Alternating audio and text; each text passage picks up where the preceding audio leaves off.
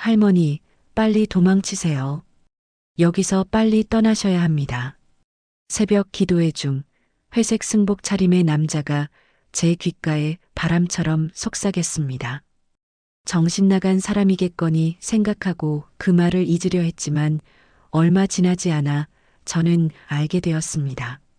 승복을 입은 그 남자의 한마디에 숨겨진 끔찍한 진실과 곧 마주하게 되었다는 것을요. 구독 버튼을 눌러주시면 매일 가슴을 울리는 실제 사연을 전해드립니다. 안녕하세요. 저는 올해 73이 된 박미자라고 합니다. 믿음이라는 울타리 안에서 안전하게 살고 있다고 여겼는데 갑자기 나타난 스님의 한마디에 저희 인생이 완전히 뒤바뀌어 버렸습니다. 그 뒤로 일어난 외롭고 긴 싸움, 도저히 견디기 힘든 힘겨운 시간이었는데 2년이 지난 지금에야 털어놓을 수 있게 되었어요. 함께 들어봐 주시겠어요? 3년 전 남편이 폐암으로 세상을 떠났습니다. 40년을 을 함께 살아온 남편이 곁을 떠나자 세상이 온통 잿빛으로 변했죠. 아침에 눈을 떠도 혼자라는 게 믿기지 않았습니다. 밥을 먹어도 모래를 씹는 것 같았고 텅 빈 집안이 제 가슴을 짓누르는 것 같았어요. 그때 옆집에 사는 정씨 아주머니가 제 손을 꼭 잡았습니다. 수진 엄마, 이렇게 방에만 계시면 병나요. 교회라도 한번 나가보시는 게 어때요? 교회요? 제가요? 그럼요. 하나님께 의지하면 마음의 평안을 찾을 수 있을 거예요. 저희 교회 한번 나와 보시겠어요? 정씨 아주머니가 다니는 참사랑이 빛교회는 아파트 단지에서 버스로 10분 거리에 있었습니다. 처음 교회에 발을 들였을 때 따뜻한 찬송가 소리와 교인들의 환한 미소가 제 마음을 녹였어요. 그때 단정한 차림의 한 여인이 제게 다가와 손을 꼭 잡았습니다. 새로 오신 분이시군요. 어서 오세요, 자매님. 정말 환영합니다. 50대 후반으로 보이는 이영애 집사는 부드러운 미소를 짓고 있었죠. 남편을 잃고 얼마나 마음이 힘드셨어요. 이제 걱정 마세요.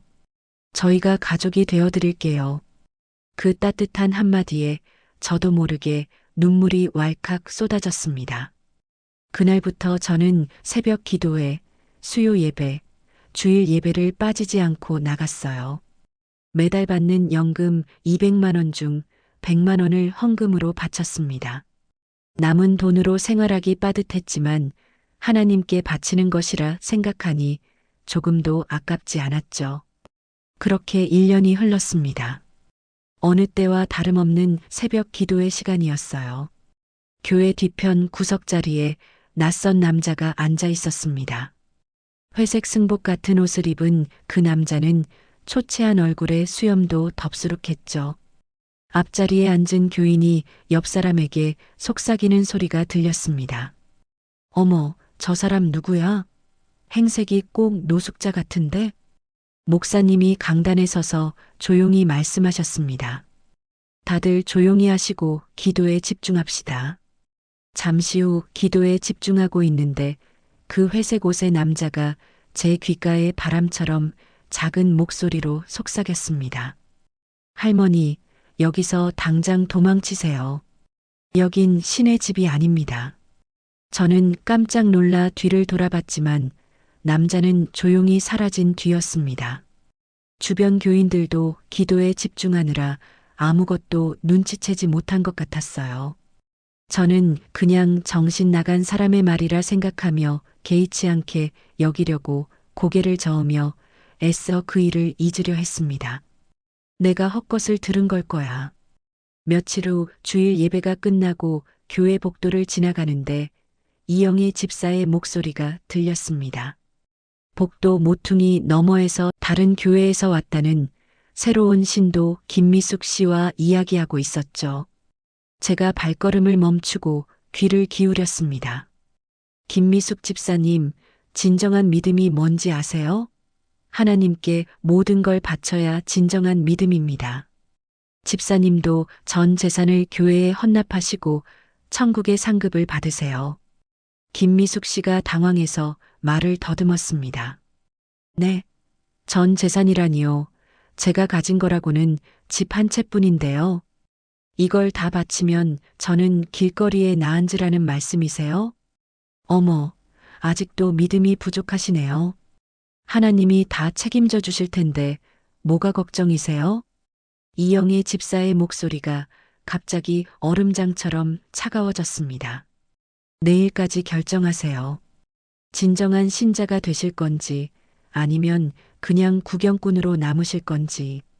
저는 더 이상 듣고 있을 수가 없어서 복도를 돌아 그들 앞에 나타났습니다. 이영애 집사님, 김미숙 씨 사정도 어려운데 너무 그러지 마세요. 헌금은 각자 형편에 맞게 하면 되는 거 아닌가요? 이영애 집사가 천천히 고개를 돌려 저를 쏘아봤습니다. 그 차가운 눈빛에 저는 등골이 서늘해졌어요. 박미자 집사님은 참견하지 마세요. 이건 김미숙 집사님과 하나님 사이의 일이니까요. 이영애 집사가 김미숙 씨의 팔을 잡아 끌며 저를 지나쳐 갔습니다. 김미숙 씨는 겁에 질린 표정으로 저를 한번 쳐다보고는 속수무책으로 끌려갔죠. 그날 이후로 이상한 일이 일어나기 시작했습니다. 교회 사람들이 저를 보면 슬그머니 피해갔어요. 제가 인사를 해도 어색하게 웃기만 하고 외면했죠. 답답한 마음에 평소 친하게 지내던 최 집사님께 물었습니다. 최 집사님, 요즘 교회 분위기가 왜 이렇게 이상하죠? 다들 저를 피하는 것 같아요. 최 집사님이 화들짝 놀라며 주변을 둘러보더니 제 팔을 잡아 끌었습니다. 쉬, 조용히 하세요. 이영희 집사님한테 찍히면 큰일 나요. 찍힌다니요? 그게 대체 무슨 말씀이세요? 아무튼 당분간 몸 조심하세요. 저는 이만 가볼게요. 최 집사님이 겁에 질린 얼굴로 황급히 자리를 떴습니다. 그제야 저는 이상한 점을 하나 더 발견했어요. 매주 보이던 몇몇 교인들이 사라졌다는 것을요. 6개월 전에 열심히 나오던 강 집사님, 석 달 전까지 성가대에 있던 윤 집사님, 한 달 전에 봤던 오 집사님, 그들이 모두 자취를 감췄습니다. 저는 교회 사무실 직원에게 다가가 물었습니다. 저기요, 혹시 강 집사님 어디 가셨는지 아세요? 직원이 제 시선을 피하며 퉁명스럽게 대답했죠. 아, 이사 가셨다고 들었어요. 그럼 윤 집사님은요? 그분도 이사 가셨나요? 그분은 개인 사정으로 교회를 옮기셨대요. 오 집사님도요? 네, 그분도요. 직원이 말끝을 흐리며 제게서 도망치듯 자리를 떴습니다. 너무나 이상했어요. 그렇게 많은 사람이 갑자기 사라지는데 아무도 궁금해하지 않았습니다.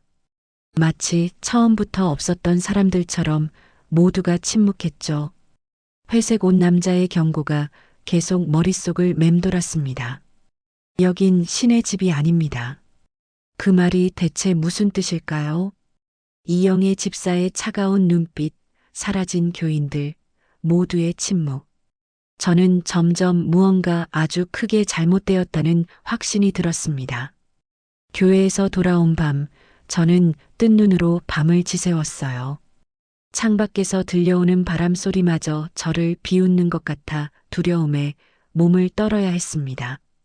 그날 이후로 이영희 집사의 전화가 하루에도 10번씩 걸려왔습니다. 저는 전화를 받지 않았어요. 요란하게 울리는 벨소리만 들어도 심장이 쿵 내려앉고 손이 벌벌 떨렸죠. 휴대전화에 남겨진 이영희 집사의 음성 메시지를 떨리는 손으로 눌렀습니다. 박미자 집사님, 왜 제 전화를 피하세요? 교회에도 안 나오시고 하나님께서 얼마나 서운해 하실까요? 내일까지 연락 안 주시면 제가 직접 집사님 댁으로 찾아뵙겠습니다. 그 다음날 저녁 7시쯤이었어요. 띵동, 띵동. 요란한 초인종 소리가 정막을 깨뜨렸습니다. 박미자 집사님, 안에 계신 거 다 알아요. 문 좀 열어주세요. 틀림없는 이영희 집사의 목소리였습니다.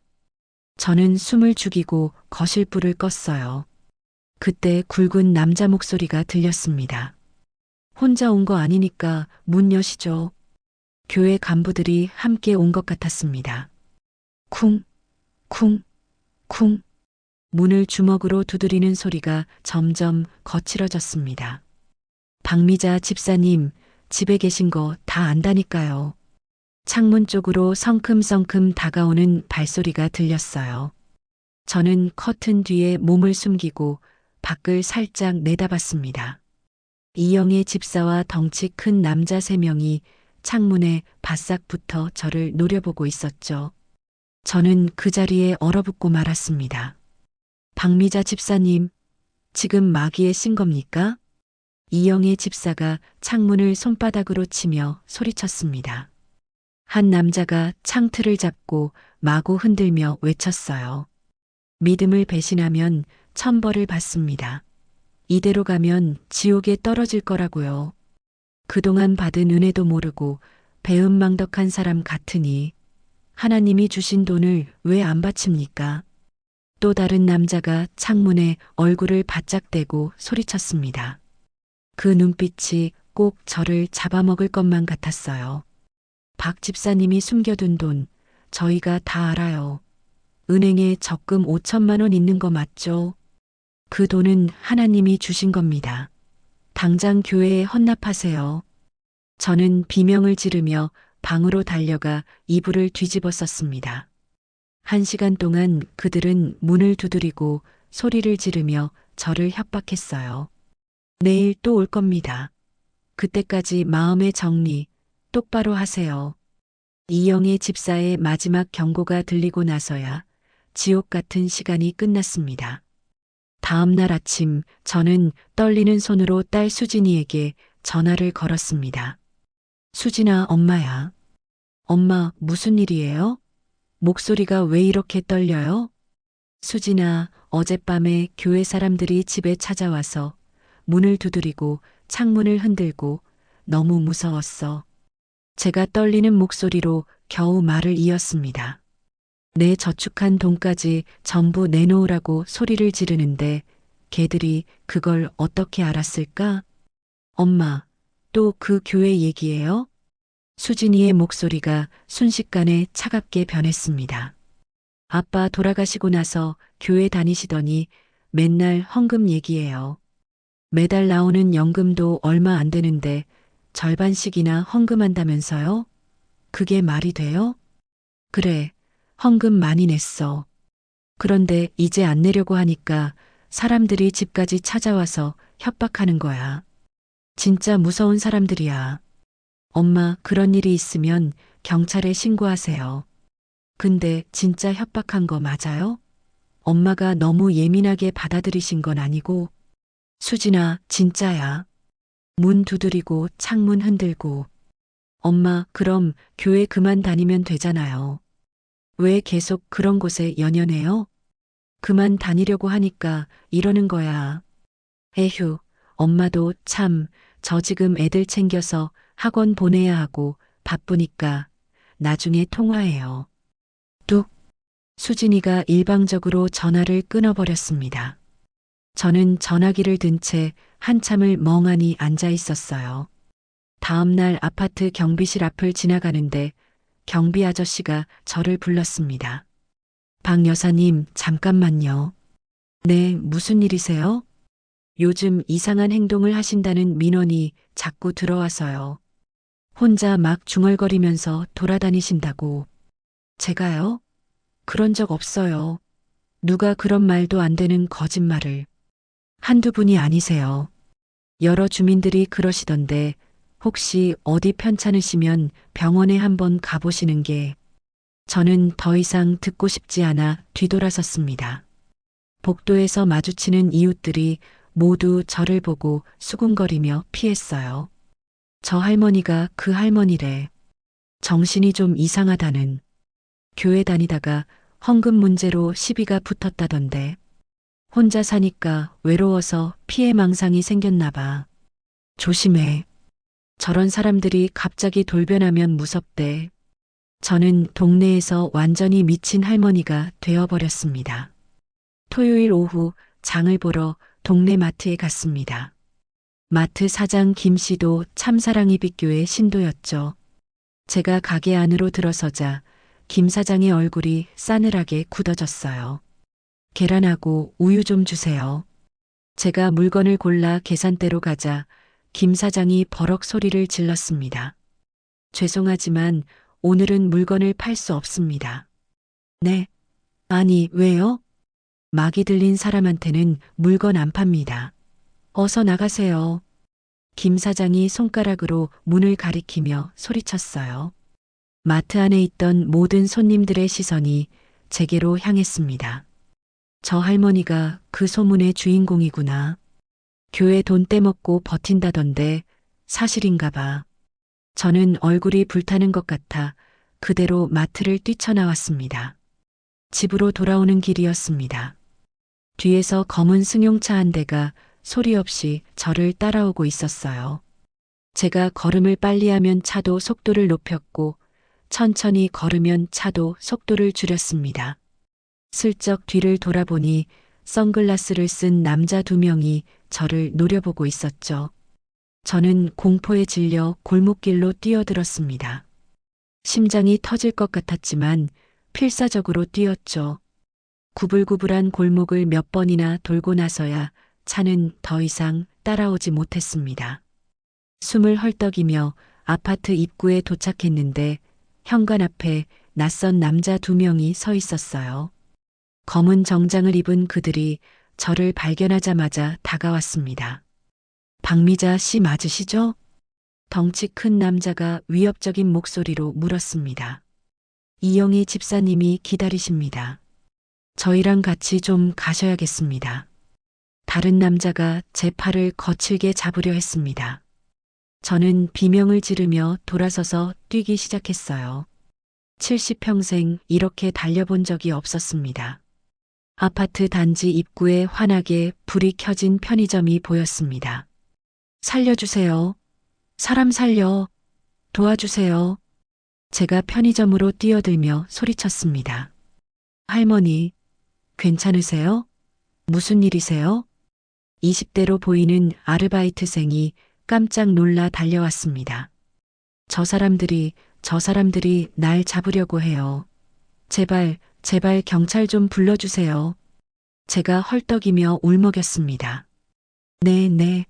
할머니, 우선 여기 앉아 계세요. 아르바이트생이 저를 의자에 앉히고는 재빨리 112에 신고했습니다. 15분쯤 지나서 경찰차가 도착했어요. 젊은 경찰관이 수첩을 꺼내 들고 물었습니다.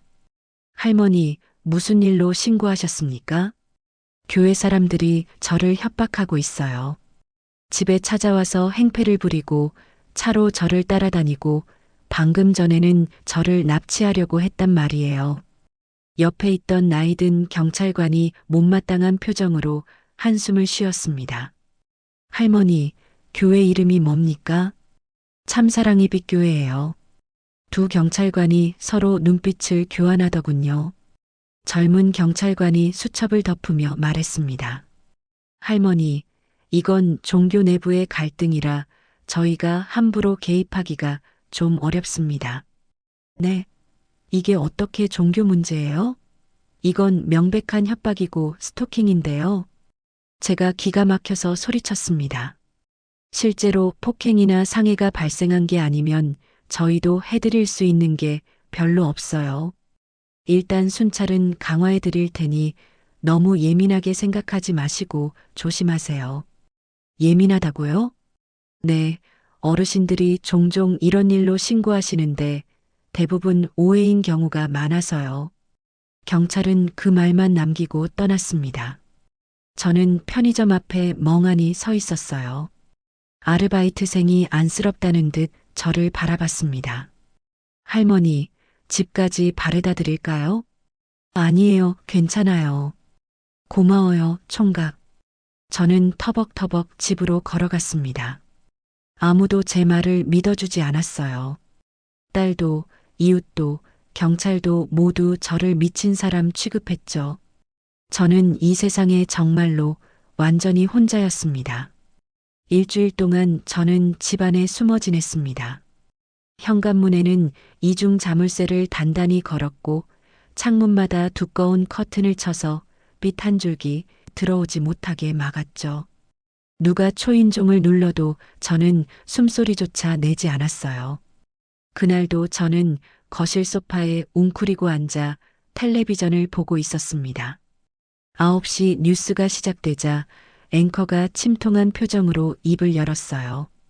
오늘 오후 서울 강서구의 한 아파트에서 60대 여성이 투신해 숨지는 안타까운 사건이 발생했습니다.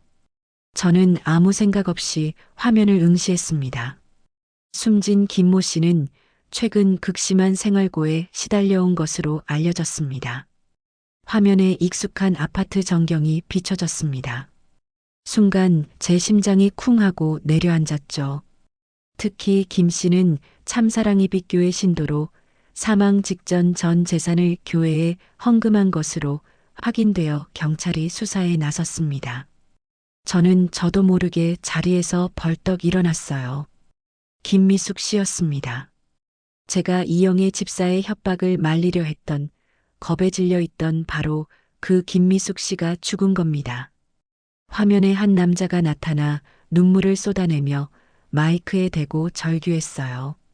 30대 후반으로 보이는 김미숙 씨의 아들 김철호 씨였습니다. 우리 엄마가 집까지 팔아서 헌금했어요. 그 악마 같은 인간들이 우리 엄마를 죽인 거라고요. 당장 우리 엄마 살려내요. 살려내라고. 다음 날 아침 저는 용기를 내어 집 밖으로 나섰습니다. 참사랑이빛교회 앞으로 가봤어요. 교회 정문 앞에 김철호 씨가 피켓을 들고 홀로 서 있었습니다. 살인자의 교회 참사랑이빛, 내 엄마를 살려내라. 김철호 씨는 목이 다 쉰 채로 외치고 있었어요. 여러분, 이 교회가 우리 엄마를 죽였습니다.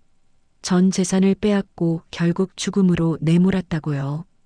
교회 문은 굳게 닫혀 있었고 지나가는 사람들은 그를 이상한 사람 보듯 힐끔거리며 외면했죠. 저는 김철호 씨에게 다가갔습니다. 저기, 혹시 김미숙 씨 아드님이 되세요? 김철호 씨가 퀭한 눈으로 저를 돌아봤습니다. 네, 맞는데요. 누구신데 우리 엄마를. 저도 이 교회 다녔던 사람입니다.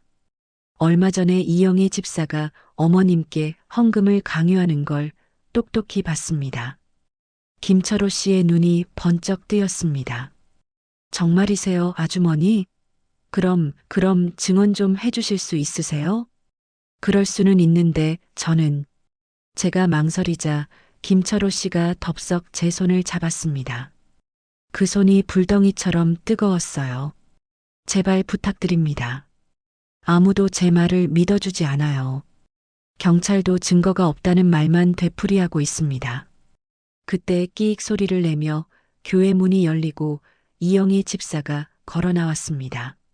아침부터 시끄러워서 기도를 할 수가 없네요. 이영희 집사는 차가운 목소리로 말하며 김철호 씨를 경멸하듯 쳐다봤습니다. 당신 여기서 계속 소란 피우면 업무방해로 경찰에 신고할 겁니다. 신고해. 어디 할 테면 해보라고. 우리 엄마 죽인 살인자 같으니라고. 김철호 씨가 악을 쓰며 소리쳤습니다. 그때 이영애 집사가 저를 발견하고는 눈을 가늘게 떴습니다. 어머나, 박미자 집사님 아니세요? 여기까지는 어쩐 일이세요? 이 사람이랑 같이 교회 망신시키러 오신 거예요? 저는 그냥 지나가던 길이요? 둘이 아주 작정을 하고 우리 교회를 음해하는 거죠? 그러다 아주 큰일 나는 수가 있어요. 이영애 집사가 핸드폰을 꺼내 저와 김철호 씨의 사진을 찍었습니다. 이거 증거로 잘 남겨둘게요. 명예훼손으로 고소하겠습니다.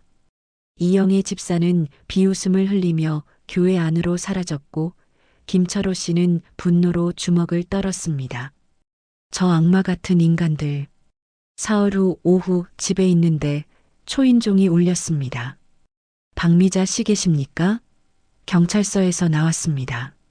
저는 조심스럽게 안전장치를 걸어 잠그고 살짝 밖을 확인한 뒤 문을 열었습니다.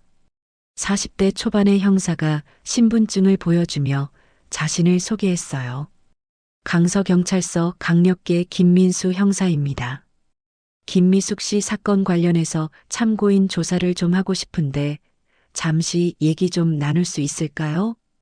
김민수 형사가 거실로 들어와 소파에 앉았습니다. 박미자 씨도 참사랑이빛교회 신도셨죠?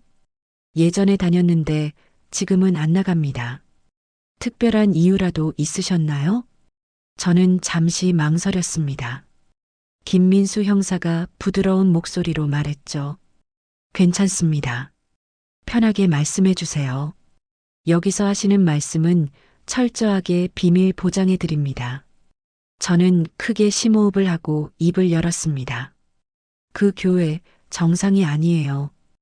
헌금을 강요하고 말을 듣지 않으면 찾아와서 협박하고 저는 그동안 겪었던 모든 일들을 하나씩 털어놨어요.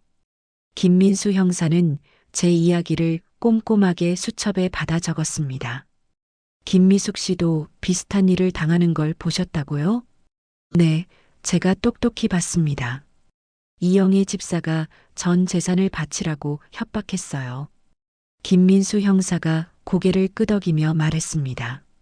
사실 이 교회와 관련해서 이상한 일이 한두 건이 아닙니다. 네. 최근 3년간 이 교회 신도 중에서 자살한 사람이 4명, 실종된 사람이 6명입니다. 저는 너무 놀라 입을 틀어막았습니다. 그렇게나 많이요? 네, 공통점은 모두 전 재산을 교회에 바친 뒤에 그런 일을 당했다는 겁니다. 그런데 물적 증거가 없어서 수사에 어려움을 겪고 있습니다. 김민수 형사가 한숨을 쉬며 물었습니다. 박미자 씨, 혹시 교회 내부 사정을 잘 알거나 좀 이상한 사람을 본 적은 없으신가요? 글쎄요. 그러고 보니 새벽 기도회 때 이상한 남자를 한 번 본 적이 있어요. 김민수 형사의 눈빛이 날카로워졌습니다. 어떤 사람이었죠? 회색 옷을 입은 남자였어요. 저한테 다가와서 경고를 했어요. 뭐라고 하던가요? 여기에서 당장 도망치라고요. 여긴 신의 집이 아니다. 그렇게 말했습니다. 그 사람 인상착의를 기억하십니까?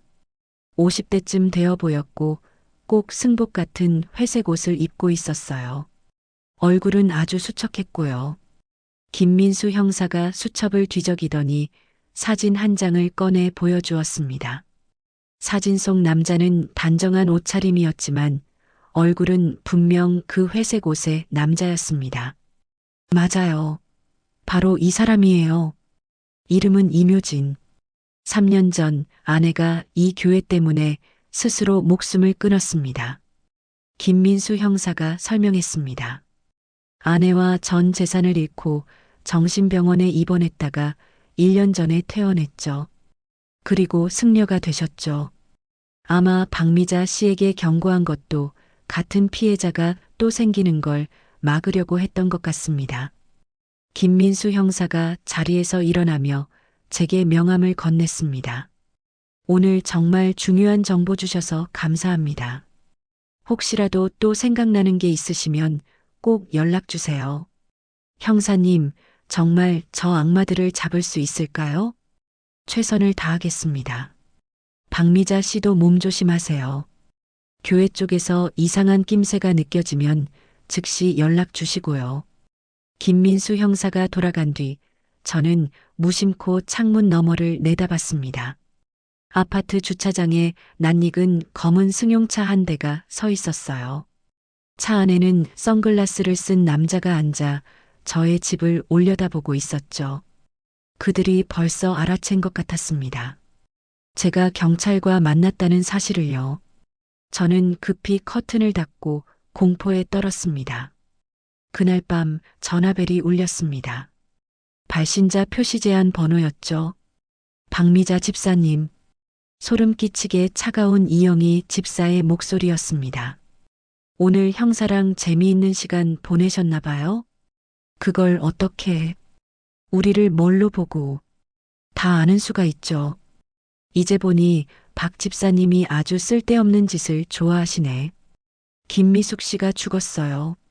당신들이 죽인 거나 마찬가지잖아요. 제가 울분을 터뜨렸습니다. 어머, 증거 있어요? 자기가 믿음이 부족해서 스스로 목숨을 끊은 걸 왜 우리 탓을 해? 이영희 집사가 비웃었습니다. 박미자 집사님도 이제 연세가 많으시니 조심하셔야겠어요.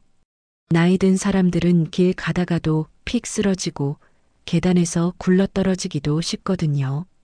지금 저를 협박하는 건가요? 아니에요. 걱정돼서 하는 말이죠. 밤길 조심하시라고요.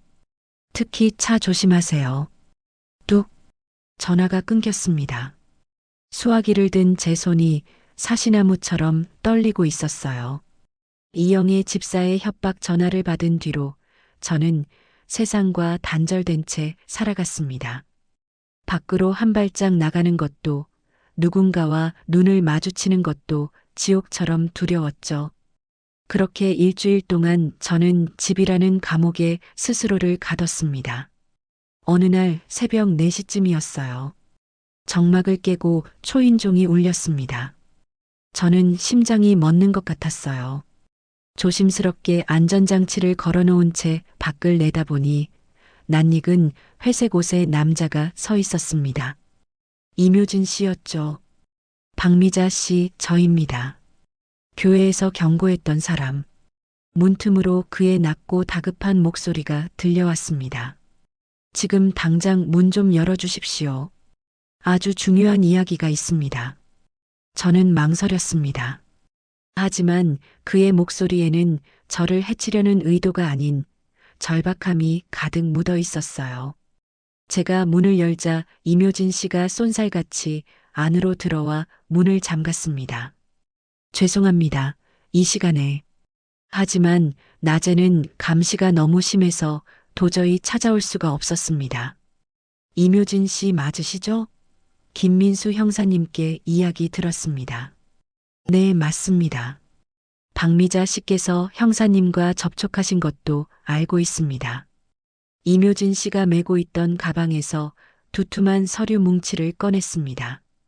제가 누구인지 먼저 말씀드리는 게 순서일 것 같습니다. 3년 전 제 아내가 바로 이 교회 때문에 목숨을 끊었습니다. 이묘진 씨의 눈에 깊은 슬픔이 스쳐 지나갔습니다. 제 아내는 너무나 순수하고 착한 사람이었어요. 그래서 교회의 모든 말을 의심 없이 믿었죠. 결국 우리 집과 땅, 평생 모은 돈까지 전부 헌금으로 바쳤습니다. 세상에 어떻게 그런. 제가 미친 듯이 반대했지만 소용없었습니다. 모든 것을 잃고 빈털터리가 되자 아내는 극심한 죄책감에 시달리다 결국 한강에 몸을 던졌습니다. 이묘진 씨가 부들부들 떨리는 주먹을 꽉 쥐었습니다. 그날 이후 제 인생의 목표는 단 하나였습니다. 저 악마 같은 교회를 무너뜨리는 것. 그날을 위해 3년 동안 증거를 모으고 다른 피해자들을 찾아다녔죠. 저는 승려가 되었지만 아내를 위한 마지막 제 임무는 하고 돌아가려 합니다. 이묘진 씨가 제 앞에 서류를 펼쳐 보였습니다. 이것이 그놈들의 비밀 장부입니다. 신도들에게서 갈취한 헌금이 어디로 흘러 들어가는지, 목사와 간부들이 얼마를 횡령했는지 전부 기록되어 있습니다. 장부에는 수십억 원의 돈이 어떻게 빼돌려졌는지 자세히 적혀 있었습니다. 이건 녹취록입니다. 이영희와 목사가 신도들을 어떻게 속여먹을지 모의하는 내용이 담겨 있죠. 이묘진 씨가 작은 녹음기의 재생 버튼을 눌렀습니다. 이영희 집사의 목소리가 흘러나왔어요. 그 박미자 할머니 연금도 받고 재산이 꽤 있는 것 같아요. 잘만 구슬리면 전부 다 받아낼 수 있을 것 같은데. 곧이어 목사의 음흉한 목소리가 들렸습니다. 너무 서두르지 마. 급하게 달려들면 의심받기 쉬워. 일단 가족처럼 신뢰를 쌓고 나서 서서히 압박해 들어가라고. 저는 온몸에 소름이 돋았습니다. 이런 명백한 증거가 있는데 왜 당장 경찰에 신고하지 않으시는 거예요? 그게 말처럼 쉽지 않습니다. 이 교회는 경찰 고위층과도 검은 끈으로 연결되어 있습니다. 이묘진 씨가 깊은 한숨을 쉬었습니다. 하지만 이제 기회가 왔습니다. 김미숙 씨 사건으로 언론이 주목하기 시작했고 김민수 형사님 같은 정의로운 분도 나타났으니까요. 그래서 제가 뭘 어떻게 도와드리면 될까요? 어르신의 증언이 필요합니다. 교회 내부에서 벌어지는 일들을 직접 보고 겪은 사람의 증언이야말로 이 지긋지긋한 싸움을 끝낼 수 있는 마지막 조각입니다. 이묘진 씨가 간절한 눈빛으로 저를 바라봤습니다. 부디 저희와 함께 싸워주십시오. 저희 아내와 같이 억울한 피해자가 더 이상 생기지 않도록 말입니다. 그때 제 핸드폰이 요란하게 울렸습니다. 김민수 형사였어요. 박미자 씨 실례지만 지금 집에 계십니까? 네, 집입니다. 그런데 지금 이묘진 씨가 저희 집에 와 계세요. 정말입니까? 잘 됐군요. 저도 지금 그리로 가도 괜찮을까요? 아주 중요한 할 얘기가 생겼습니다. 30분 후 김민수 형사가 도착했습니다. 그는 피곤에 젖은 얼굴로 말했습니다. 오늘 오후 상부에서 압력이 들어왔습니다. 참사랑 이빛교회 수사를 당장 중단하라는 명령이었습니다. 네? 아니 왜요? 교회 측에서 아주 높은 사람들에게 손을 쓴 것 같습니다. 증거 불충분이라는 어이없는 핑계를 대면서 사건을 덮으려 하고 있습니다. 김민수 형사가 분한 듯 주먹을 쥐었습니다. 하지만 저는 여기서 포기할 수 없습니다. 제 옷을 벗는 한이 있더라도 비공식적으로 수사를 계속할 겁니다. 그럼 저희가 어떻게? 일단 피해자들을 모아야 합니다. 혼자서는 힘없는 약자들이지만 여럿이 모여 한 목소리를 내면 누구도 무시할 수 없을 겁니다. 이묘진 씨가 고개를 끄덕였습니다. 제가 그동안 찾아낸 피해자 명단이 있습니다. 대략 50명 정도 됩니다. 그분들께 연락을 취해보죠. 그리고 언론의 힘도 빌려야 합니다. 이 사건을 크게 터뜨리면 경찰 상부에서도 마냥 뭉개고 있을 수만은 없을 겁니다. 다음 날 오후 저희는 강서구의 한 카페 지하실에서 비밀리에 모임을 가졌습니다. 김미숙 씨의 아들 철호 씨를 비롯해 12명의 피해자 가족들이 모였죠. 모두의 얼굴엔 깊은 슬픔과 분노가 서려 있었습니다. 한 중년 여성이 울먹이며 입을 열었습니다. 저희 아버지도 집을 팔아서 헌금했습니다. 그리고 한 달 뒤 유서 한 장 남기고 스스로 목숨을 끊으셨어요. 저희 어머니는 실종됐습니다. 교회에서는 그냥 이사 갔다고만 하는데 몇 년째 아무런 연락이 되질 않아요. 젊은 남자가 떨리는 목소리로 말했습니다. 그때 김미숙 씨의 아들 철호 씨가 자리에서 벌떡 일어났습니다. 여러분, 이제 우리가 힘을 합쳐야 합니다. 혼자서는 아무것도 할 수 없지만 함께라면 저 악마들과 싸울 수 있습니다. 그때 카페 문이 열리고 30대 여성이 안으로 들어왔습니다. 안녕하세요. 저는 윤지영이라고 합니다. 탐사보도 전문 기자입니다. 윤지영 씨가 명함을 돌렸습니다. 김미숙 님이 저의 고모 되십니다. 고모의 억울한 밝혀내기 위해서 이 자리에 오게 됐어요. 철호 씨가 감격에 겨워 말했습니다. 지영아, 고마워 이렇게 와줘서. 아니야, 오빠 고모의 죽음이 이렇게 헛되이 잊혀지면 안 돼. 꼭 진실을 알아내야 해. 윤지영 씨가 노트북을 꺼내 화면을 켰습니다. 저는 그동안 사이비 종교의 실체를 추적하는 취재를 해왔습니다. 참사랑 이빛교회 역시 이미 제 조사 대상이었습니다. 화면에 참사랑이빛교회의 복잡한 조직도가 나타났습니다. 이 교회는 단순한 사이비 종교단체가 아닙니다. 다단계 사기, 부동산 투기, 불법 자금 세탁까지 자행하는 거대한 범죄 조직입니다. 모두가 숨을 죽이고 화면을 바라봤습니다. 교주 박성환 목사는 겉으로만 종교인일 뿐 실제로는 이 모든 범죄를 지휘하는 우두머리입니다. 전국에 비슷한 교회가 20개나 있고 피해자는 수천 명에 달할 것으로 추정됩니다. 김민수 형사가 물었습니다. 이런 엄청난 자료들을 대체 어떻게 구하신 겁니까? 내부 고발자가 있었습니다. 교회 회계를 담당했던 사람이었는데 양심의 가책을 느껴서 모든 자료를 저에게 넘겼습니다.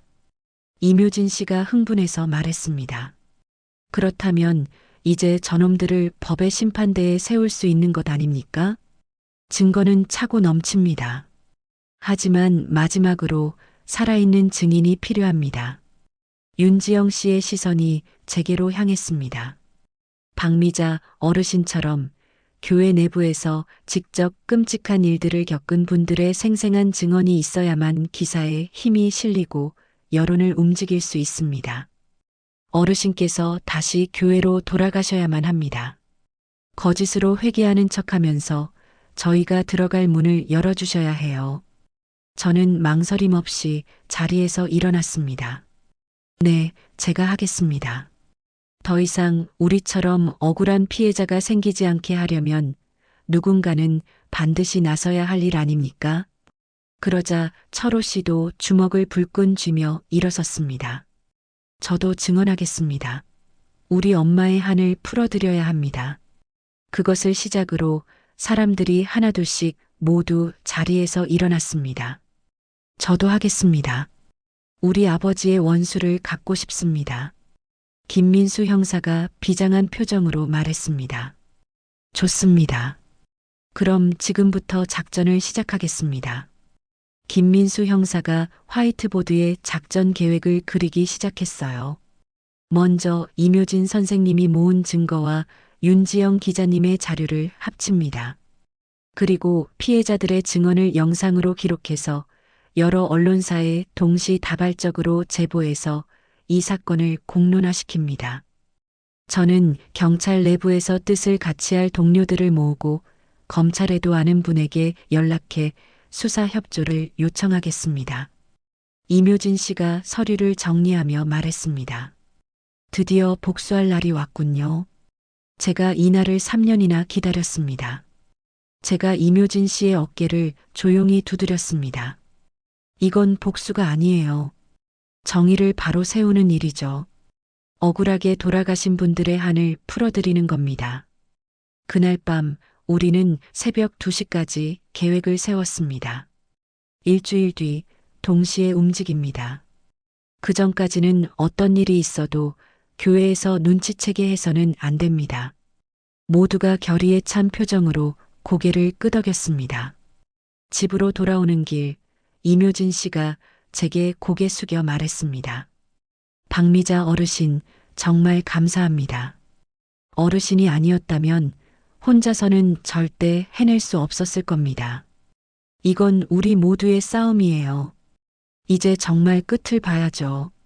저는 밤하늘을 올려다봤습니다. 까만 하늘에 별들이 총총히 빛나고 있었어요. 김미숙 씨와 다른 억울한 영혼들이 저희를 지켜보는 것만 같았습니다. 제가 속으로 굳게 다짐했습니다. 미숙 씨, 조금만 기다려요. 저희가 곧 당신의 억울함을 꼭 풀어드릴게요. 그날 이후 제 귀에는 어르신께서 다시 교회로 돌아가셔야만 합니다. 라고 말했던 윤지영 기자의 목소리만이 맴돌았습니다. 저는 단단히 결심하고 거울 앞에 서서 수없이 연습을 했습니다.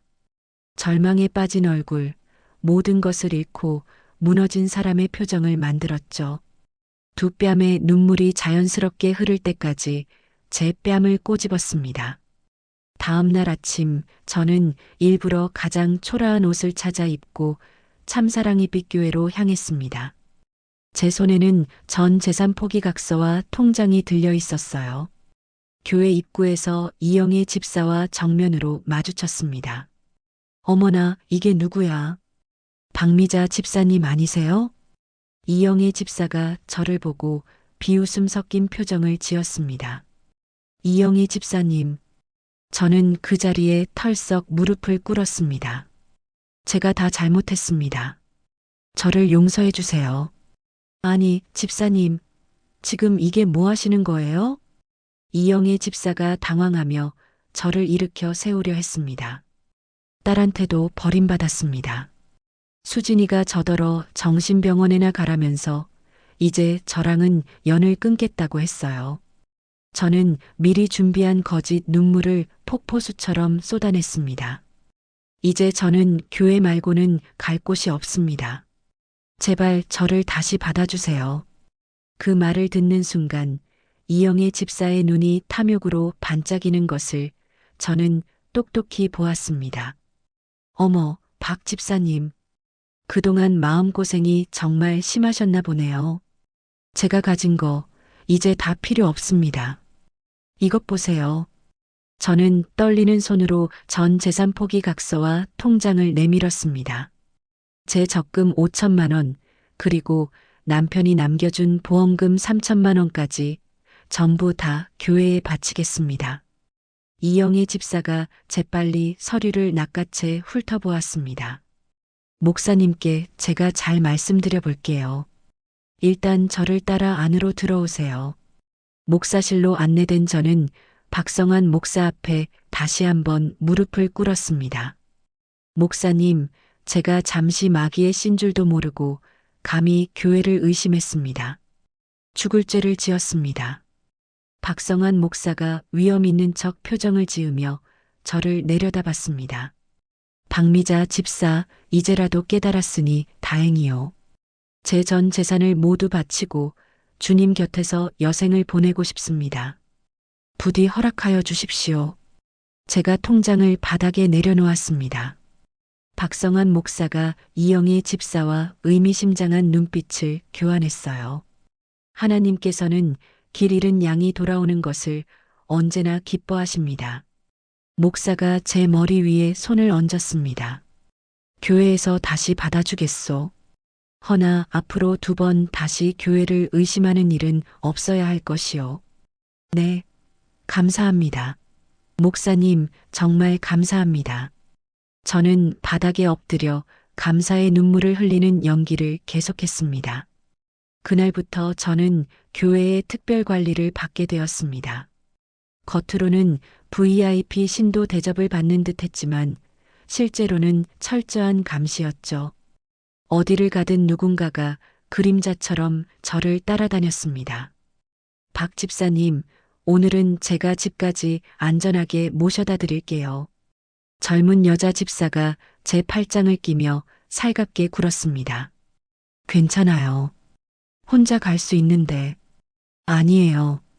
목사님께서 박 집사님은 특별히 잘 모시라고 말씀하셨어요. 저는 웃으며 고개를 끄덕였지만 속으로는 들키지 않게 정보를 수집하고 있었어요. 일주일 동안 저는 교회 곳곳을 돌아다니며 모든 것을 머릿속에 새겼습니다. 금고 비밀번호를 누르는 목사의 손동작, 비밀 서류가 보관된 장소, 목사와 간부들의 비밀 회의 시간까지 전부 다요. 한편 이묘진 씨는 또 다른 작전을 수행하고 있었습니다. 그가 제게 몰래 전화를 걸어왔습니다. 교회 청소 용역 직원 1명을 포섭했습니다. 내일 새벽 제가 그 사람 대신 교회로 잠입합니다. 다음 날 새벽 5시 이묘진 씨는 청소부로 변장하고 교회에 들어섰습니다. 저는 새벽 기도를 핑계로 일찍 나와 그를 돕기로 했죠. 목사실은 이쪽입니다. 따라오세요. 제가 감시자들의 눈을 피해 이묘진 씨를 목사실로 안내했습니다. 이묘진 씨가 미리 준비한 도구로 목사실 문을 열고 들어갔고 저는 밖에서 망을 봤습니다. 10분 후 이묘진 씨가 나왔습니다. 찾았습니다. 비밀 장부와 해외 계좌 내역서입니다. 이묘진 씨가 작은 카메라로 찍은 사진을 보여주었습니다. 스위스 비밀 계좌에 200억 원이 넘는 돈이 있군요. 네, 200억이요? 신도들의 피눈물 같은 돈이 전부 저놈들 주머니로 들어가고 있었습니다. 어서 회계실도 가봐야 합니다. 우리는 서둘러 움직였습니다. 회계실에서 이묘진 씨는 더 충격적인 자료를 발견했어요. 박미자 씨, 이것 좀 보십시오. 자살한 신도들의 명단입니다. 서류에는 무려 23명의 이름이 적혀 있었습니다. 그리고 이건 실종자 명단이군요. 32명이나 됩니다. 세상에 어떻게 이런 끔찍한 일이. 제가 공포로 몸을 떨었습니다. 이 사람들 재산을 모두 빼앗고 조직적으로 죽음으로 내몬 겁니다. 이묘진 씨가 모든 자료를 빠르게 카메라에 담았습니다. 바로 그때 복도 끝에서 발소리가 들렸어요. 누군가 오고 있어요. 제가 속삭였습니다. 이묘진 씨가 재빨리 청소 도구를 들고 복도로 나왔어요. 그때 경비 아저씨가 저희를 발견했습니다. 박 집사님은 이 새벽에 어쩐 일이십니까? 새벽 기도 왔다가 화장실에 다녀오는 길입니다. 제가 태연하게 말했습니다. 경비 아저씨가 이묘진 씨를 수상하다는 듯 쳐다봤습니다. 그런데 청소는 보통 6시부터 시작하는 거 아니었나? 오늘은 청소할 거리가 많아서 좀 일찍 나왔습니다. 이묘진 씨가 낮은 목소리로 대답했습니다. 경비 아저씨가 고개를 갸웃거리더니 지나갔어요. 우리는 안도의 한숨을 내쉬었습니다. 그날 오후 김민수 형사가 비밀 장소에서 우리를 만났습니다. 이 정도 증거라면 저놈들을 당장 구속하고도 남습니다. 김민수 형사가 자료를 검토하며 말했습니다. 자금 흐름을 추적해보니 강남 일대 건물 여러 채를 차명으로 소유하고 있더군요. 시가로 500억이 넘습니다. 윤지영 기자가 노트북을 두드리며 말했습니다. 기사 나갈 준비는 모두 끝났습니다. 내일 아침 모든 언론사를 통해 일제히 터뜨릴 겁니다. 방송국은 어떻게 됐습니까? 저녁 메인 뉴스 시간에 특집 보도로 다루기로 확정됐습니다. 피해자 인터뷰 영상과 증거 자료까지 모두 완벽합니다. 다음 날 아침 9시, 저는 교회에서 아무것도 모르는 얼굴을 하고 이영애 집사와 마주 앉아 차를 마시고 있었습니다. 박 집사님, 요즘 얼굴이 아주 편안해 보이세요. 네, 역시 교회로 돌아오니 제 마음이 평안해지네요. 제가 온화한 미소를 지어 보였습니다. 그때 이영애 집사의 핸드폰이 시끄럽게 울렸습니다. 여보세요? 뭐라고요? 지금 그게 무슨 소리야? 이영희 집사의 얼굴이 새하얗게 질렸습니다. 지금 당장 뉴스를 보라고요? 이영희 집사가 허둥지둥 텔레비전을 켰습니다. 앵커의 목소리가 또렷하게 울려 퍼졌어요. 오늘 아침 충격적인 소식을 전해드립니다. 참사랑 이빛교회가 신앙을 빙자한 거대 사기 범죄 집단으로 밝혀졌습니다. 특히 저희 방송사가 단독 입수한 자료에 따르면 이 교회는 지난 5년간 신도들로부터 1,000억 원이 넘는 돈을 갈취했으며 수많은 신도들을 죽음과 실종으로 내몬 정황이 포착되었습니다. 화면에 이묘진 씨가 찍은 비밀 장부와 명단들이 나타났습니다. 이영애 집사가 손에서 핸드폰을 떨어뜨렸습니다. 이게 무슨 말도 안 돼. 그때 목사실 문이 벌컥 열렸습니다. 이영희, 당장 일이 안 들어오고 뭐해? 박성한 목사가 눈이 뒤집혀서 소리쳤습니다. 서류 전부 다 찾아. 빨리 불태워버려. 목사실은 순식간에 아수라장이 되었습니다. 간부들이 서류를 찍고 컴퓨터를 부수기 시작했어요. 늦었습니다. 경찰입니다. 창밖으로 수십 대의 경찰차가 교회를 완전히 에워싸는 것이 보였습니다. 김민수 형사가 다른 형사들과 함께 들이닥쳤습니다. 참사랑이빛교회에 대한 압수수색 영장입니다. 모두 손 드세요. 박성환 목사, 당신을 사기 및 횡령, 살인 교사 혐의로 긴급 체포합니다. 이게 무슨 짓이야? 나는 하나님의 종이야. 날 건드리면 천벌을 받을 것이다. 박성환 목사가 발악했지만 소용없었습니다. 이영애 씨, 당신도 공범 혐의로 체포합니다. 안 돼. 나는 그냥 목사님이 시키는 대로 했을 뿐이야. 난 아무것도 몰라. 이영애 집사가 울부짖으며 발버둥 쳤습니다. 금고에서는 현금 다발이, 사무실에서는 숨겨둔 비밀 장부들이 산더미처럼 쏟아져 나왔습니다. 김민수 형사가 제게 다가왔습니다. 박미자 씨, 정말 고생 많으셨습니다. 어르신의 용기 덕분에 이 모든 것을 끝낼 수 있었습니다. 아닙니다. 김미숙 씨와 다른 억울한 분들의 한을 풀어드린 것뿐입니다. 제 눈에서도 뜨거운 눈물이 흘러내렸습니다. 교회 밖은 수많은 취재진들로 인산인해를 이루고 있었어요. 제가 밖으로 나오자 플래시가 터졌습니다. 저는 마이크 앞에 섰습니다. 믿음을 악용하여 선량한 사람들의 삶을 파괴하고 죽음으로 내모는 것은 신의 이름을 빌린 가장 끔찍한 죄악입니다. 제가 떨리는 목소리로 말했습니다. 부디 이 땅에 다시는 저와 같은 억울한 피해자가 생기지 않기를 간절히 바랍니다. 저녁 뉴스에서는 이 사건이 온종일 톱뉴스로 다뤄졌습니다. 검찰은 박성환 목사 일당을 전원 구속 기소했고 피해액은 1,500억 원, 피해자는 3,000명이 넘는 것으로 최종 파악되었습니다.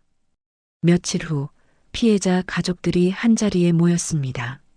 모두가 서로를 부둥켜 안고 눈물을 흘렸어요. 드디어 우리 엄마의 한을 풀었습니다. 철호 씨가 제 손을 꼭 잡았습니다. 정말 감사합니다. 어르신께서 용기를 내주신 덕분입니다. 우리 모두가 함께 해낸 일입니다. 이묘진 씨가 하늘을 올려다보며 속삭였습니다. 여보, 보고 있어? 이제 당신 편히 쉬어도 돼. 내가 당신의 원수를 갚았어. 그의 눈가에 맺힌 눈물이 별빛처럼 반짝였습니다. 하지만 곧 깨닫게 되었죠. 그 눈물이 계속 반짝이지 못할 것이라는 것을요. 박성환 목사가 구속된 지 일주일이 지났습니다.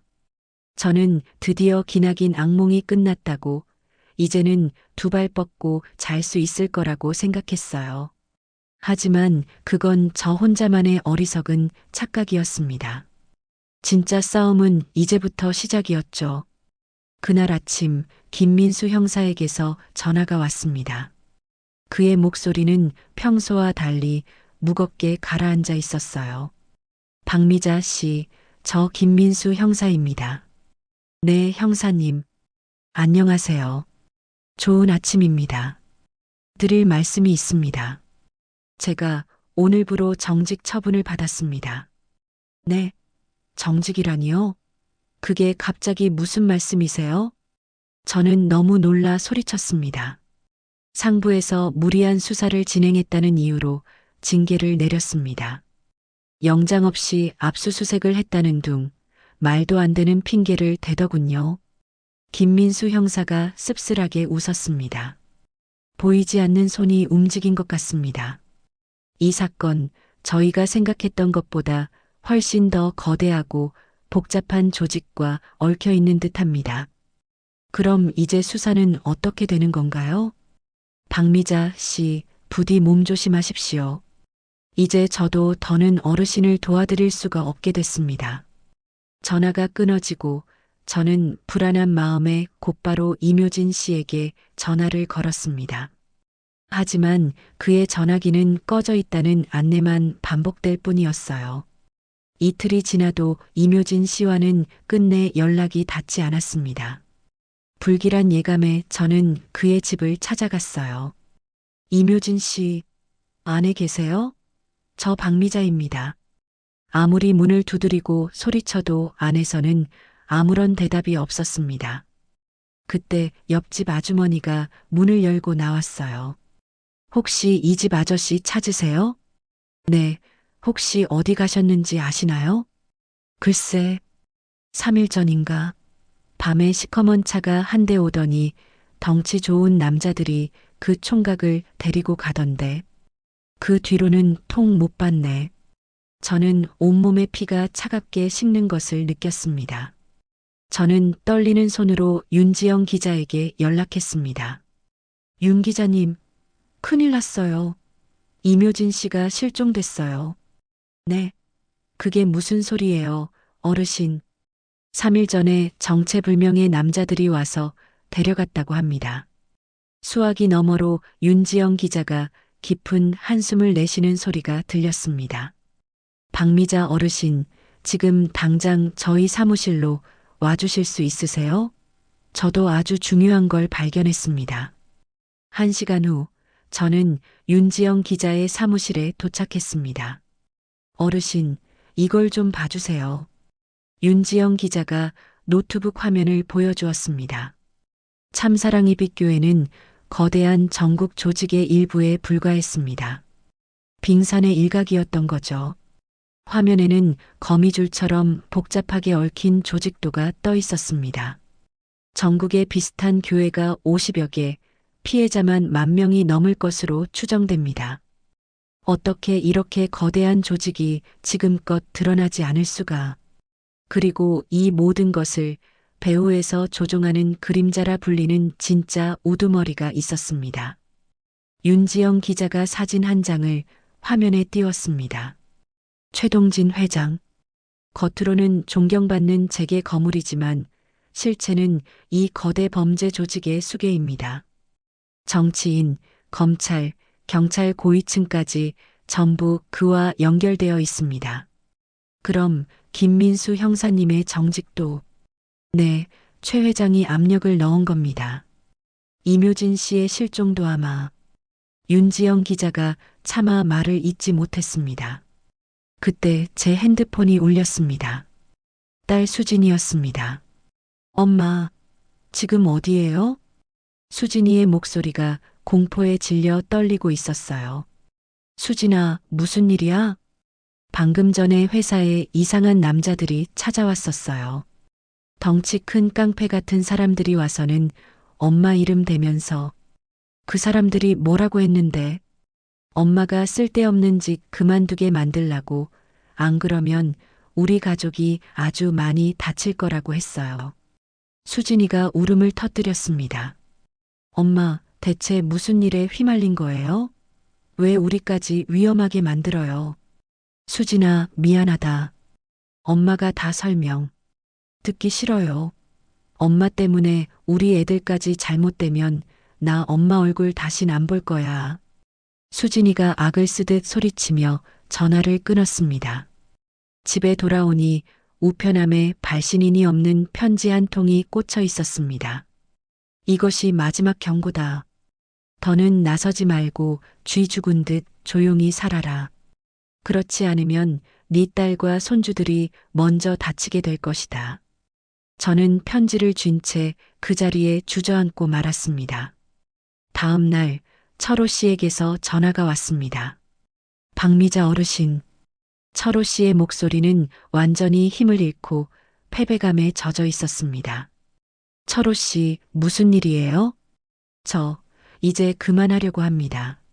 네, 그게 무슨 말이에요? 어머니의 원수를 갚아야죠. 어제 집에 어떤 사람들이 찾아왔습니다. 제게 1억 원을 주겠다고 하더군요. 철호 씨가 한숨을 쉬었습니다. 당연히 거절했죠. 그랬더니 제 아들 학교 얘기를 꺼내더군요. 몇 학년 몇 반인지, 매일 다니는 학원은 어디인지, 어떻게 해야 아들이 가장 아플지 잘 안다면서요. 그래서 돈 받기로 했습니다. 죽은 엄마보다 살아있는 아들이 저에겐 더 중요하니까요. 철호 씨의 목소리가 잠겼습니다. 죄송합니다, 어르신. 그리고 어르신도 이제 그만하세요. 이건 저희가 이길 수 있는 싸움이 아닙니다. 그 후로 피해자 모임 사람들과 하나둘씩 연락이 끊겼습니다. 모두가 거액의 합의금을 받거나 가족을 빌미로 한 협박에 못 이겨 물러났어요. 다시 저 혼자만 남게 된 겁니다. 저는 마지막 희망을 걸고 윤지영 기자에게 다시 전화했습니다. 윤 기자님, 기사는 계속 쓰실 거죠? 우리 포기하면 안 되잖아요. 어르신, 죄송합니다. 윤지영 기자가 망설이며 말했습니다. 편집장님이 기사를 전부 막았습니다. 신문사 위에서 직접 압력이 들어왔다고 합니다. 그럼 다른 언론사는요? 모두 마찬가지입니다. 어제부터 인터넷에서 참사랑이빛교회 관련 기사들이 전부 삭제되기 시작했습니다. 저는 믿을 수가 없어서 컴퓨터를 켜봤습니다. 정말로 그 많던 기사들이 흔적도 없이 사라져 있었습니다. 어떻게 이런 일이? 최 회장의 힘입니다. 그는 주요 언론사의 대주주이기도 하고 포털 사이트 역시 그의 영향력 아래에 있습니다. 윤지영 기자가 작은 목소리로 말했습니다. 저도 더 이상은 어려울 것 같습니다. 정말 죄송합니다, 어르신. 전화가 끊겼습니다. 이틀 후 낯선 번호로 전화가 걸려왔습니다. 박미자 씨 되십니까? 차가운 남자 목소리였습니다. 누구신데요? 저는 최동진 회장님 비서입니다. 심장이 바닥으로 곤두박질 치는 것 같았어요. 최 회장님께서 박미자 씨를 한번 뵙고 싶어 하십니다. 저를 왜요? 어르신께 아주 현명한 제안을 하실 겁니다. 내일 오후 2시 제가 댁 앞으로 모시러 가겠습니다. 내가 싫다고 하면 어떻게 되는데요? 그럼 앞으로 벌어질 모든 불행에 대한 책임은 박미자 씨께서 직접 지셔야 할 겁니다. 그날 밤 아파트 앞에는 어김없이 검은 차 한 대가 저를 감시하고 있었습니다. 저는 잠을 이룰 수 없었어요. 아침이 되자 수진이에게서 다시 전화가 왔습니다. 엄마, 수진이가 울고 있었습니다. 오늘 아침에 우리 집 문 앞에 죽은 고양이가 상자에 담겨 있었어요. 목에는 메모가 달려 있었는데, 뭐라고 적혀 있었는데? 다음은 너희 차례다. 엄마, 나 너무 무서워요. 제발 그만해줘. 저는 입술을 피가 나도록 깨물었습니다. 알았다. 엄마가 다 해결할게. 약속한다. 전화를 끊고 저는 주먹을 쥐었어요. 분하고 억울했지만 가족을 지키기 위해서는 어쩔 수 없었습니다. 오후 2시 약속된 시간에 검은 차가 아파트 앞에 섰습니다. 박미자 씨 타시죠. 정장을 입은 남자가 차 문을 열었습니다. 저는 심호흡을 하고 차에 올랐습니다. 차는 도심을 벗어나 깊은 산길로 접어들었습니다. 1시간쯤 달려 도착한 곳은 성처럼 거대한 별장이었습니다. 저는 안내를 따라 별장 안으로 들어갔습니다. 넓은 응접실에 백발의 노인이 앉아 저를 보고 미소 짓고 있었어요. 박미자 씨, 먼 길 오시느라 고생 많았소. 최 회장이었습니다. 용건만 간단히 하시죠. 허허, 성격이 아주 대단하시구려. 70 넘은 노인이 어떻게 이런 엄청난 싸움을 벌일 생각을 했는지 참으로 감탄스럽소. 최 회장이 박수를 쳤습니다. 하지만 이제 그만할 때도 되지 않았소? 이건 당신이 이길 수 있는 싸움이 아니니까. 당신이 그 그림자로군. 그림자라, 그거 아주 멋들어진 별명이구만. 최 회장이 웃으며 서류 봉투를 내밀었습니다. 내 마지막 제안을 들어보시오. 여기 10억 원을 준비했소. 10억? 그렇소. 그리고 당신 딸과 손주들의 안전을 내 이름으로 보장하지. 조건은 딱 하나요. 오늘 이후로 이 일에 대해 입을 닫고 쥐 죽은 듯이 사는 것. 그가 제 앞에 비밀유지 서약서를 내려놓았습니다. 여기 서명만 하면 모든 것이 해결될 것이요. 만약 거절한다면요? 최 회장의 미소 띈 얼굴이 순간 싸늘하게 변했습니다. 글쎄, 아마 당신이 그토록 찾던 이묘진이라는 친구처럼 되지 않겠소? 이묘진 씨, 어디 있습니까? 아직은 살아있소. 아직은 말이오. 최 회장의 별장에서 돌아오는 내내 저는 차 안에서 창밖만 바라보았습니다. 두려움에 떨던 지난날의 박미자는 이제 없었습니다. 제 안에서 무언가 단단한 것이 솟아오르고 있었죠. 더는 물러서지 않겠다. 내 목숨을 거는 한이 있더라도 이 싸움을 끝내고야 말겠다. 그렇게 결심했습니다. 집에 도착하자마자 저는 윤지영 기자에게 전화를 걸었습니다. 윤 기자님, 접니다. 포기하면 절대 안 됩니다. 제가 방금 최 회장을 직접 만나고 오는 길입니다. 네, 어르신 괜찮으세요? 해코지는 없었나요? 윤지영 기자의 목소리가 다급해졌습니다. 저는 괜찮습니다. 하지만 중요한 사실을 알아냈어요. 이묘진 씨가 아직 살아있습니다. 최 회장이 이묘진 씨를 인질로 잡고 있어요. 우리가 반드시 찾아야만 합니다. 수화기 너머로 긴 침묵이 흘렀습니다. 이내 윤지영 기자의 결심에 찬 목소리가 들려왔죠. 알겠습니다, 어르신. 내일 새벽 저희가 늘 만나던 그곳에서 뵙죠. 다시 시작하겠습니다.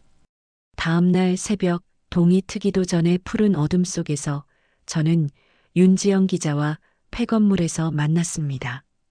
이묘진 씨가 실종되기 직전에 제게 이메일 한 통을 보냈습니다. 열어보지 못하도록 복잡한 암호가 걸려 있었는데 어젯밤 밤을 새워 겨우 풀어냈습니다. 윤지영 기자가 노트북을 열었습니다.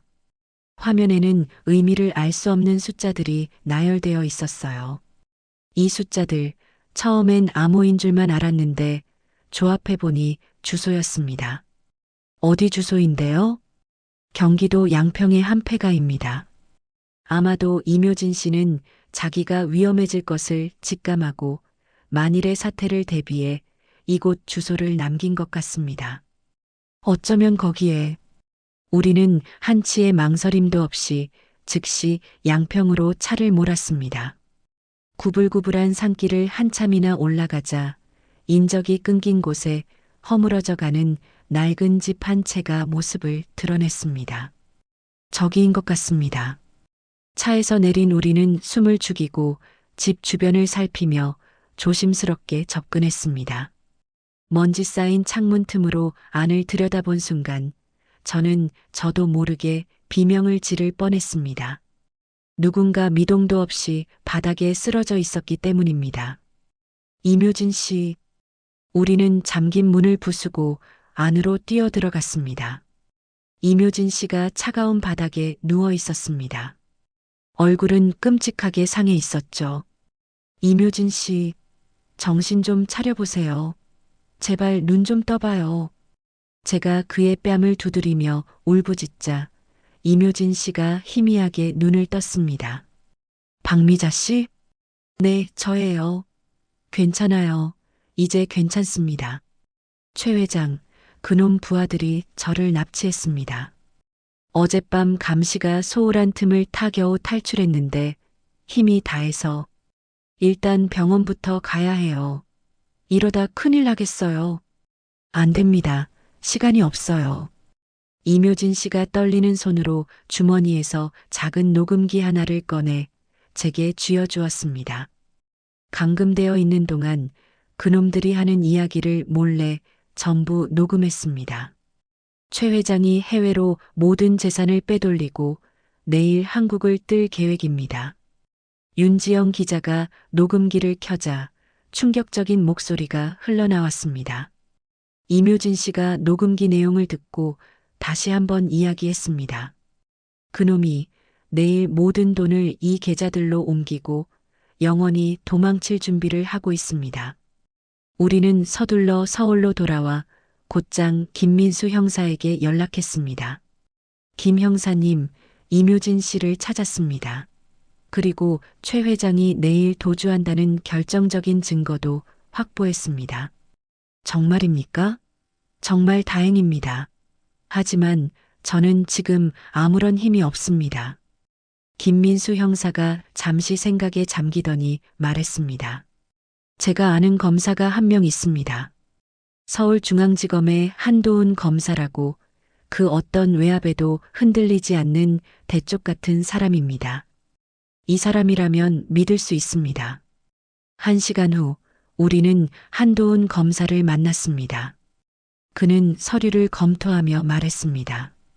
증거는 확실하군요. 하지만 이 정도로는 최 회장이라는 거물을 잡아넣기엔 부족합니다. 분명 아랫사람에게 모든 죄를 뒤집어 씌우고 빠져나갈 겁니다. 최 회장이 직접 범죄를 지시했다는 스모킹 건이 필요합니다. 그때 제가 조용히 손을 들었습니다. 제가 최 회장의 별장으로 직접 들어가겠습니다. 네, 어르신, 그게 무슨 말씀이세요? 모두가 경악하며 저를 바라보았습니다. 파출부로 위장해서 들어가는 겁니다. 저처럼 힘없는 늙은 할머니는 아무도 의심하지 않을 테니까요. 윤지영 기자가 제 의도를 알아채고 고개를 끄덕였습니다.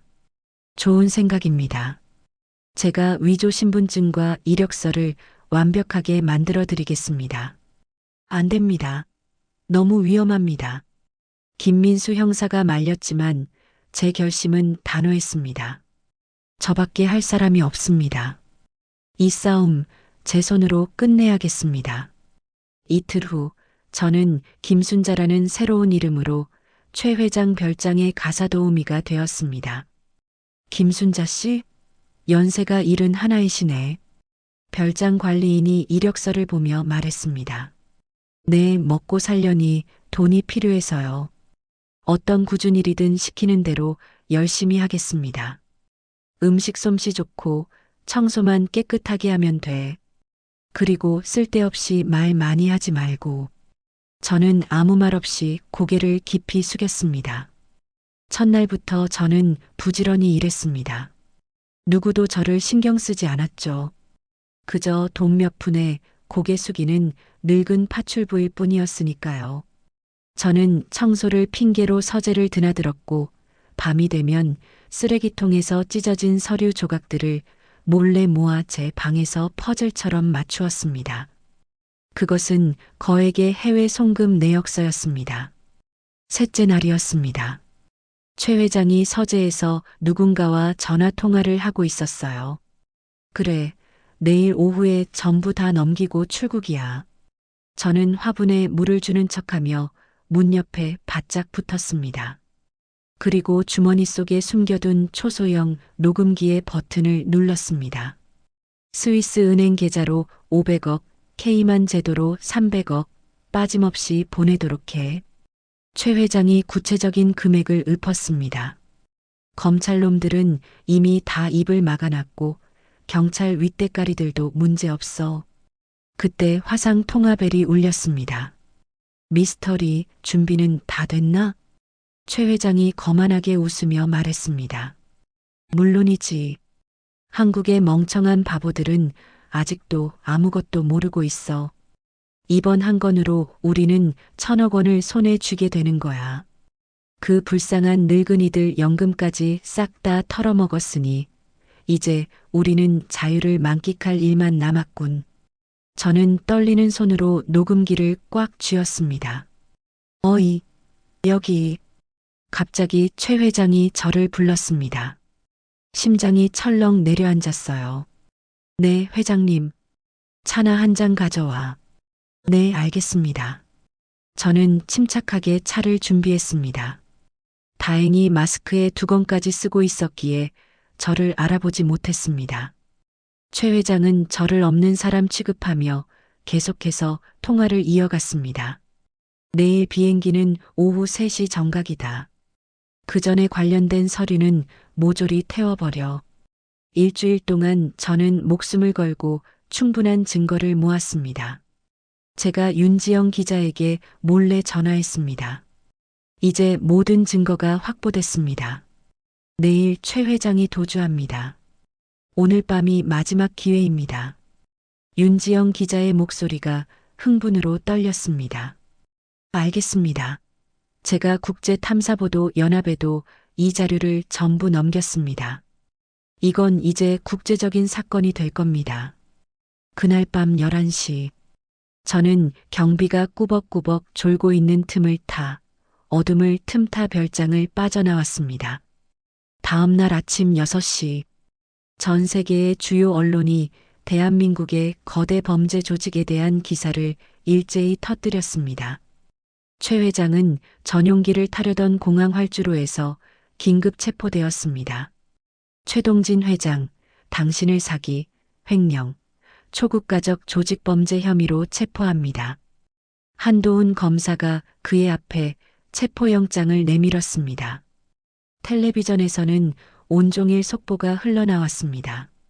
최 회장과 결탁했던 정치인, 검사, 경찰 고위층들이 줄줄이 잡혀 들어갔어요. 며칠 뒤 김민수 형사가 복직했습니다. 박미자 씨 정말 대단하십니다. 어르신 같은 분이 계셔서 이 나라의 정의가 아직 살아있다는 것을 느낍니다. 이묘진 씨도 환하게 웃고 있었습니다. 드디어 모든 것이 끝났습니다. 제 아내도 이제 하늘에서 편히 쉴 수 있겠지요. 철호 씨와 다른 피해자들도 다시 모였습니다. 모두가 제 앞에 고개를 숙였어요. 어르신, 죄송했습니다. 저희가 너무 겁이 많았습니다. 제가 철호 씨의 어깨를 두드렸습니다. 괜찮습니다. 가장 소중한 것은 가족이니까요. 여러분의 마음, 제가 다 이해합니다. 일주일 후 법원에서 최종 선고가 내려졌습니다. 피고인 최동진에게 무기징역을 선고한다. 피고인 박성환에게 징역 20년, 피고인 이영희에게 징역 15년을 선고한다. 모든 범죄자들이 법의 엄중한 심판을 받았습니다. 정부는 압수한 최 회장의 재산으로 피해자 구제 기금을 만들겠다고 발표했죠. 저는 카메라 앞에 섰습니다. 나이가 들어 힘이 없어도 정의를 위해 싸울 수 있다는 것을 보여주고 싶었습니다. 앞으로는 이 땅에 종교를 빙자한 사기 범죄로 고통받는 사람이 단 한 명도 없기를 간절히 바랍니다. 제 길고 길었던 싸움이 드디어 끝이 났습니다. 최 회장이 무기징역을 선고받은 지 어느덧 석 달이 흘렀습니다. 세상을 뒤흔들었던 거대한 그림자는 사그라들었고 그 자리에 비로소 따스한 볕이 들기 시작했죠. 저는 서울 종로구에 새로 문을 연 사이비 종교 피해자 상담소 희망의 전화에서 자원봉사자로 새로운 삶을 시작했습니다. 따르릉. 그날도 어김없이 전화벨이 울렸습니다. 여보세요. 희망의 전화입니다. 제가 수화기를 들자 전화기 너머에서 한참이나 흐느끼는 소리가 들려왔습니다. 제가 다니던 교회에 전 재산을 다 바쳤는데요. 저는 귀를 기울이며 조용히 말했습니다. 그러셨군요. 많이 힘드셨겠습니다. 괜찮아요, 할머니. 천천히, 아주 천천히 말씀해 보세요. 제가 끝까지 다 들어드릴게요. 상담 전화를 끊고 나니 어느새 이묘진 씨가 제 앞에 차를 내려놓고 있었습니다. 그는 더 이상 어둡고 초췌했던 회색 승복 대신 맑고 깨끗한 회색 법복을 단정하게 차려입고 있었죠. 박미자 보살님, 오늘도 한 생명을 구하셨습니다. 이묘진 씨가 온화한 미소를 지으며 말했습니다. 어머, 스님, 언제 오셨어요? 이제 정말 완벽한 스님의 모습이시네요. 네, 얼마 전 작은 암자의 털을 잡고 본격적으로 수행을 시작했습니다. 평생을 방황하고 나서야 진짜 믿음과 신앙이 무엇인지 이제야 조금은 알 것 같습니다. 이묘진 스님이 찻잔을 채우며 말했습니다. 어제 법원에서 최종 연락을 받았습니다. 최 회장에게서 압수한 재산 중 3천억 원이 피해자 보상금으로 최종 확정되었다고 합니다. 정말 다행이네요. 억울하게 모든 것을 잃었던 분들이 조금이나마 위로를 받을 수 있게 되었군요. 박 보살님께서도 그동안 헌납하셨던 5천만 원을 돌려받으실 수 있을 겁니다. 그 돈은 받자마자 절반을 이 상담소에 기부할 계획이네요. 그때 상담소 문이 열리고 김민수 형사가 환한 얼굴로 들어섰습니다. 그의 어깨에 반짝이는 경정 계급장이 유독 빛나 보였죠. 어르신, 이묘진 스님도 와 계셨군요. 어머, 김경정님, 승진하신 것 진심으로 축하드립니다. 다 어르신과 스님 덕분입니다. 제가 이번에 신설된 종교범죄 전담팀 팀장을 맡게 되었습니다. 김민수 경정이 서류 가방을 열며 말했습니다. 지난 한 달 동안에만 전국에서 퍼져 있던 사이비 종교단체 3곳을 더 적발했습니다. 이제 다시는 어르신처럼 고통받는 피해자가 생기지 않도록 저희가 최선을 다하겠습니다. 정말 고맙습니다. 정말 수고 많으셨어요. 제가 김민수 경정의 손을 따뜻하게 잡았습니다. 오후에는 윤지영 기자가 찾아왔습니다. 그녀의 손에는 아주 크고 무거운 상패가 들려 있었죠. 어르신, 이것 좀 보세요. 윤지영 기자가 상패를 제게 내밀었습니다. 올해의 기자상 대상, 최 회장 사건 연속 보도로 대상을 받았습니다. 이게 다 어르신 덕분이에요. 무슨 소리예요? 윤 기자님이 훌륭하게 해내신 거죠. 정말 축하합니다. 아닙니다. 이건 마땅히 어르신께서 받으셔야 할 상입니다. 어르신의 그 용기가 없었다면 이 모든 것은 불가능했을 거예요. 윤지영 기자의 눈에 눈물이 글썽였습니다. 저희 고모도 하늘에서 정말 기뻐하고 계실 겁니다. 그때 제 핸드폰이 울렸습니다. 딸 수진이었습니다. 엄마, 지금 어디세요? 상담소에 있단다. 무슨 일이니? 지금 그리로 가도 돼요? 애들도 엄마 보고 싶다고 해서요. 30분 후 수진이가 두 손자를 데리고 상담소로 들어섰습니다. 수진이는 저를 보자마자 그 자리에 털썩 무릎을 꿇었습니다. 엄마, 수진아, 이게 지금 뭐 하는 짓이야? 어서 일어나. 엄마, 정말 죄송해요. 제가 엄마 말을 믿어주지 않고 엄마 혼자 알아서 하라고 하고 제가 정말 죽일 년이에요. 수진이가 땅을 치며 울기 시작했습니다. 혼자서 그 무서운 괴물들과 싸우는 동안 엄마가 얼마나 무서웠을까? 또 얼마나 외로웠을까? 그 생각을 하면 제가 너무 미안해서 숨을 쉴 수가 없어요. 괜찮다, 수진아. 어서 일어나. 제가 수진이를 일으켜 세웠습니다. 엄마는 다 이해한다. 너도 네 가정을, 네 새끼들을 지키려고 그랬던 것 아니니. 그래도 저는 엄마 딸인데 엄마를 그렇게 외롭게 만들면 안 되는 거였는데. 수진이가 제 손을 어린아이처럼 꽉 잡았습니다. 앞으로는 엄마 말 무조건 다 믿을게요. 세상에서 우리 엄마가 제일 위대하고 제일 멋져요. 그때 손자들이 제게 달려와 와락 안겼습니다. 할머니, 텔레비전에서 봤어요.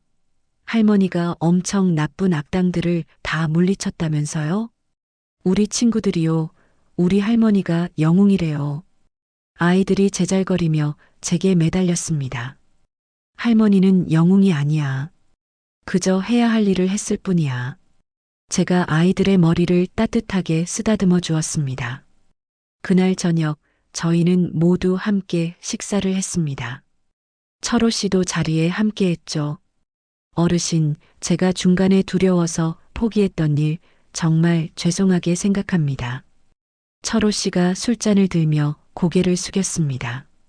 다 이해합니다. 저라도 가족이 위험에 처했다면 그런 선택을 했을 거예요. 어머니께서 하늘에서 어르신께 정말 감사하고 계실 겁니다. 이제 저희 어머니도 편히 눈을 감으실 수 있겠지요. 그럼요. 김미숙 씨도 다른 억울한 희생자들도 모두 하늘에서 편히 쉬고 계실 겁니다. 식사가 끝나고 수진이가 말했습니다. 엄마, 이제 저희 집으로 들어와서 같이 살아요. 네. 아니다. 엄마는 지금처럼 혼자 사는 게 마음 편하다. 대신 자주 놀러 갈게. 우리 강아지들 보러. 수진이가 제 팔을 꼭 안았습니다. 엄마 사랑해요. 그리고 정말로 고생 많았어요. 그렇게 1년이라는 시간이 흘렀습니다. 저는 여전히 상담소에서 봉사를 하고 있고 매주 일요일에는 동네의 작은 개척교회에서 예배를 드립니다. 박미자 집사님, 오늘도 오셨네요. 젊은 목사님이 저를 보고 반갑게 인사했습니다. 네, 목사님. 이제야 저는 진짜 신앙이 무엇인지 조금은 알 것 같습니다. 그렇죠. 누군가에게 맹목적으로 의지하는 것이 아니라 스스로 생각하고 판단하며 올바른 길을 찾아가는 믿음을 알아가시는 것 같네요. 예배가 끝나고 교회를 나오는데 한 할머니가 제게 다가왔습니다.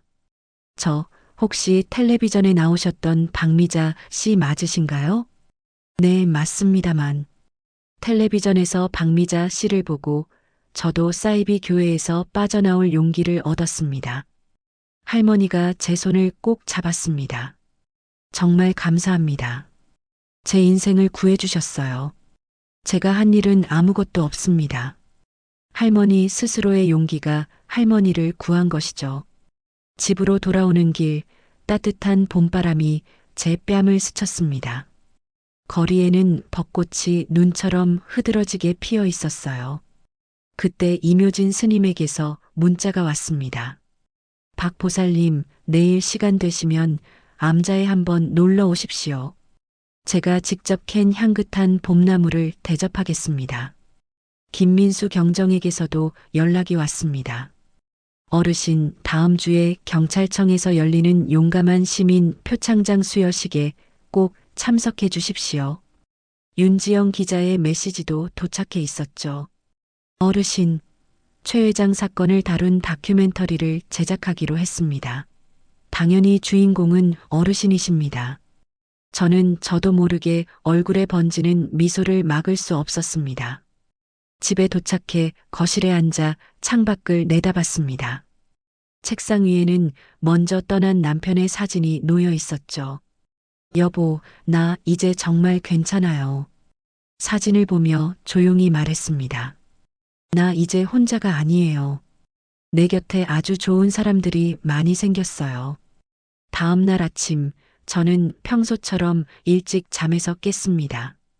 더 이상 두려움에 떨며 밤을 새우지 않아도 되었죠.